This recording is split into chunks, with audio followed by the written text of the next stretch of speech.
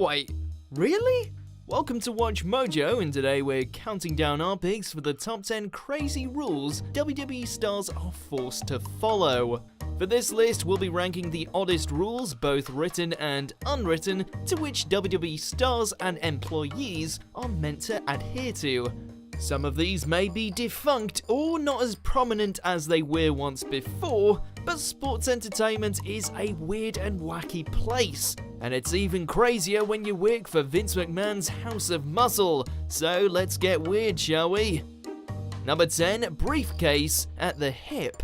Okay, so winning a WWE title can be a big deal, bringing with it an increased visibility on the roster and potentially a bigger pay increase. But do superstars have to wear those big gaudy belts everywhere they go? Well, not exactly, but winners of the Money in the Bank briefcase are expected to travel with their prize, which enables them to cash in for a WWE title opportunity, and that can prove to be one giant pain in the ass. Getting from town to town is a challenge in itself, never mind having to remember to pack an extra prop along the way, and losing the briefcase simply is not an option. Number 9, fringe benefits. We just mentioned the potential pay increases that come with being a WWE champion. However, there are other aspects to being a money player in the company that don't exactly, well, bring in extra money. Although contracts do vary from wrestler to wrestler, promotional appearances such as those on late-night talk shows are sometimes written into the performers' contracts as part of their job in promoting the brand. As such, these appearances aren't paid extras for them, other than having their hotel and accommodations comped, and is instead just another part of the job for Vince McMahon's sweaty, traveling circus. Number 8, get your own wheels. Today, most professional wrestlers aren't considered employees under the law, but rather independent contractors, and as such aren't covered for basic employee rights such as healthcare. Transportation is also not usually provided for the wrestlers to get from town to town, with all but the biggest main eventers like John Cena being required to rent their own cars and paying for these services out of the pocket. It's tough getting from town to town on an overnight drive, and the fact that all of the expenses are still coming out of the performers' pockets is just crazy to us. Number 7, heels and babyfaces don't mix. Okay, so the impact of this unwritten rule has certainly been lessened over the years since the death of kayfabe, the code of silence that protected the hidden truths and inner workings of professional wrestling. Still, one need only take a glance at the WWE Network series Ride Along to see that heels and babyfaces still don't tend to travel together all that often. In the older days, this rule was meant to protect the good guy versus bad guy aesthetic of the business, but even today we see many of the same heel and face factions traveling together on the road, keeping at least a little bit of that old school kayfabe memory intact. Number 6, no ad-libbing in promos. The art of the pro wrestling promo is no longer the wide open Wild West country it used to be back in the day. Performers were largely trusted with coming up with their own spiel to say on the mic before a match, with little, if any, editing done in the process. Superstars such as The Rock and Stone Cold Steve Austin made careers out of ad-libbed promos, but this is a huge no-no in the modern era. Instead, most wrestlers have their promos written ahead of time by WWE's creative team and are expected to deliver them line by line in front of the camera. Some superstars are allowed to offer their own input, but this sadly isn't used nearly as much as it was with their predecessors. Number 5, stick to the product.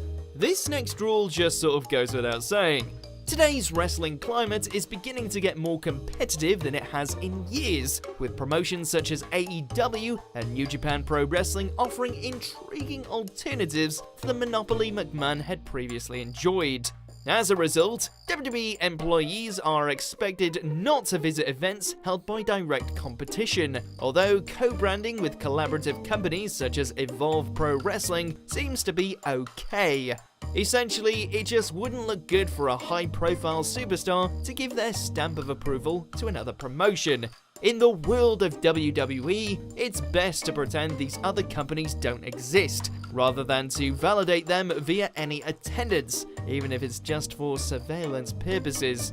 Number 4, stay in your lane when you change. There has always been a sort of hierarchy when it comes to the WWE rosters, with many jobbers never rising above the lowest ranks of the totem pole, while other superstars just seemed destined to rocket up the card to main event status. The backstage locker room is a reflection of this hierarchy, with many of the lower level superstars sharing changing space in separate quarters, away from the private areas for big money superstars such as John Cena or The Undertaker. Furthermore, there have been stories of superstars, such as that of The Miz, who was forced to find somewhere else to change early in his career, after reportedly annoying Chris Benoit by eating chicken near Chris's gym bag. You can't make this stuff up. Number 3, words are important. This next rule is another that has been slightly softened in recent years, as the public's appreciation of professional wrestling versus sports entertainment seems to shift further towards the former. Still, just a cursory glance at WWE's major network programming offers a clean glimpse into the world Vince McMahon is determined to promote, with very specific word choices. For starters, pronouns are a no-go, with WWE commentators going out of their way to use performers' proper names at all times. Talents are referred to as superstars far more often than wrestlers, championships are substituted for title, while generally any sort of insider terminology gets nixed right from the get-go. Less said about that whole performance fighter thing, the better. Number 2, dress for success. The age of Ric Flair's styling and profiling fancy dress may seem like a gimmick unique to the Nature Boy, but WWE superstars are actually expected to follow a business casual dress code, even on the road. Male performers are expected to wear suits during public appearances, but are allowed to wear athletic gear when traveling to the next town, or at the airport.